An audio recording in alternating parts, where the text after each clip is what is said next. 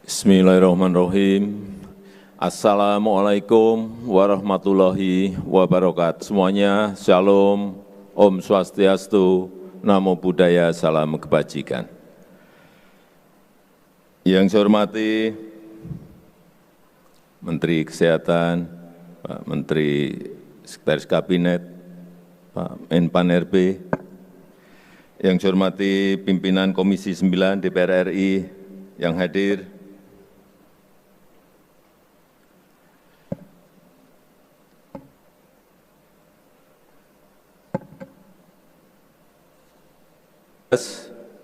pagi hari ini hadir semuanya.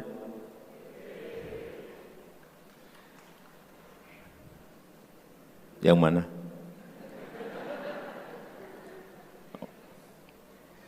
Yang saya hormati Kepala Dinas Kesehatan Provinsi, Kabupaten, dan Kota. Angkat tangan. Banyak. Yang saya hormati seluruh direktur rumah sakit daerah, enggak saya tanya udah hadir.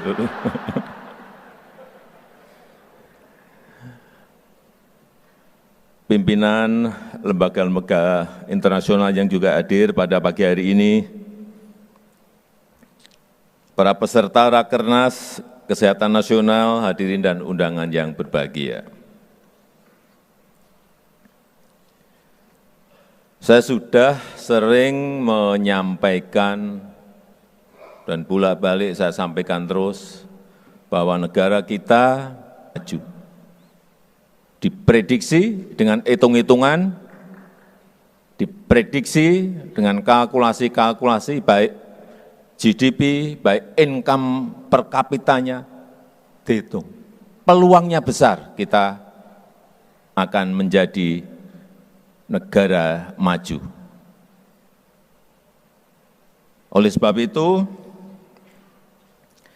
15-20 tahun ke depan ini menjadi sebuah periode yang krusial.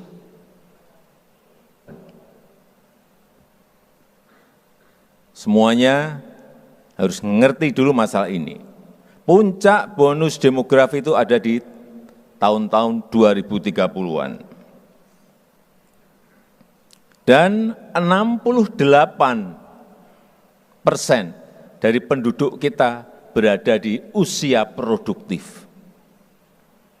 Ini kesempatan besar. Dan peluang itu biasanya hanya terjadi sekali dalam peradaban sebuah negara. Tidak muncul 2 kali, apalagi 3 kali ke negara maju. Tapi kalau tidak, mohon maaf, negara-negara di Amerika Latin, itu tahun 50, tahun 60, tahun 70 sudah menjadi negara berkembang. Tetapi karena tidak bisa menggunakan peluang yang ada, sampai saat ini juga tetap menjadi negara berkembang. Ini tidak boleh terjadi, menjadi hal yang sangat penting. Kunci, sangat fundamental. Seperti tadi disampaikan Pak Menkes, pinter, tapi enggak sehat mau apa? Jangan ditepuki, enggak sehat kok. Dan Bapak Ibu semuanya yang hadir pagi hari ini memiliki peran yang sangat signifikan untuk bagi Indonesia emas, dan peluang itu jangan dibiarkan hilang sia-sia. Karena kita tahu kita masih punya PR besar. Stunting, ya sudah turun dari 10 tahun yang lalu 37,6, turun kemarin akhir tahun di 21,5%, tahun ini 14%. Tapi saya hitung-hitung, ternyata juga enggak mudah. Tapi enggak tahu kalau dalam kesempatan setahun ini bisa kita capai 14%. Karena ini pekerjaan yang harus terintegrasi.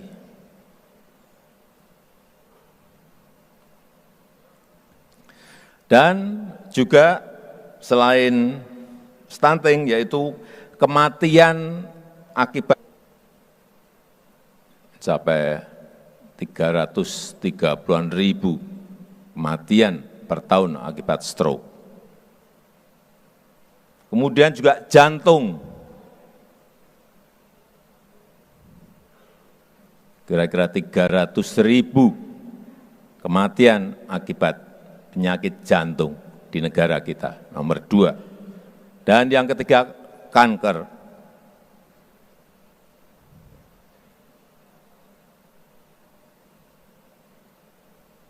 Inilah pekerjaan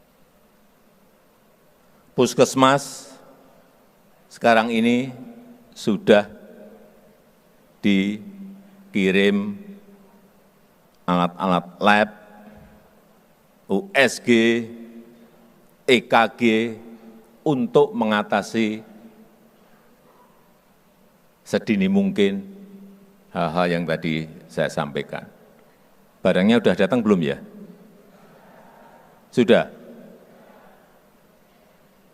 USG, EKG. Saya sekarang setiap ke daerah, secara sampling saya langsung masuk ke rumah sakit. Bukan karena sakit. Masuk ke RSUD. Masuk ke rumah sakit milik pemerintah pusat, pemerintah provinsi, RSUD milik kabupaten dan kota, masuk. Saya hanya ingin memastikan bahwa ada kesiapan dari rumah sakit daerah, rumah sakit yang ada di daerah, program, cath lab, beberapa yang saya masuk, barangnya sudah ada di sana. Tapi saya lihat ruangannya kadang-kadang belum mendukung, alatnya puluhan miliar, ruangannya apa ya, ruangannya kurang bagus lah gitu. Mestinya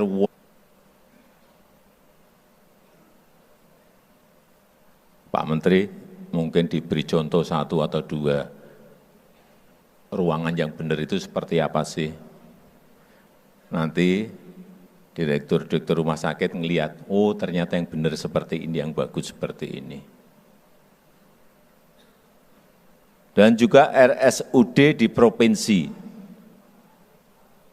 yang saya lihat juga sudah dikirim Linax, MRI, memang belum semuanya. Karena ini menyangkut juga persiapan SDM, persiapan anggaran kita. Saya kemarin masuk ke rumah sakit daerah di Kalimantan Barat, Provinsi Kalimantan Barat, di Kabupaten Mempawah. Dirutnya ada enggak? Hadir?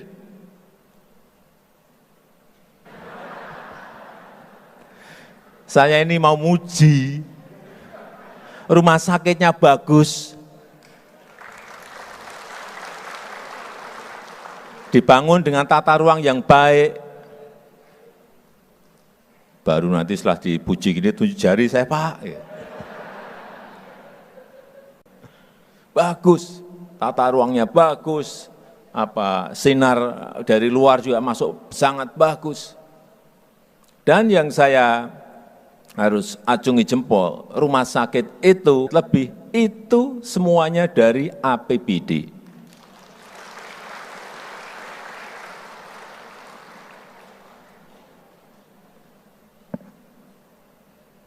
Rumah sakitnya kalau enggak keliru, rumah sakit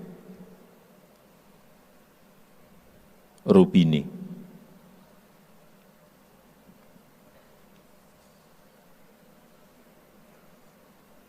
Memang problem terbesar kita adalah dokter yang kurang, dokter spesialis yang kurang. Dokter kita masih 0,47, 0,47. Rankingnya 147 dunia.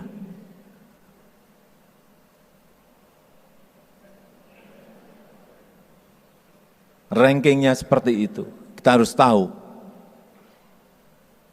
Ini yang akan kita kejar.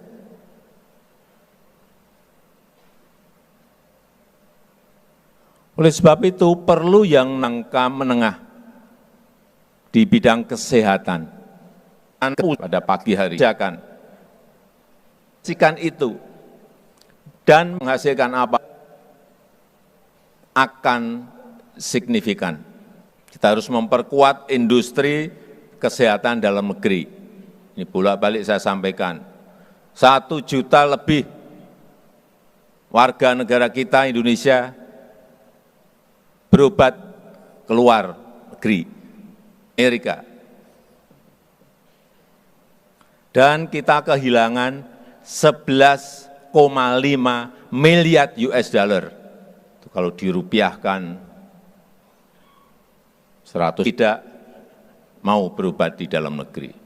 Dan pasti ada sebabnya kenapa enggak mau berobat. 20% bahan produksi farmasi masih impor. Kemudian 52% alkes kita, malah tadi yang saya sampaikan tadi mungkin belum, tapi urusan misalnya hal yang kecil harus kita berani.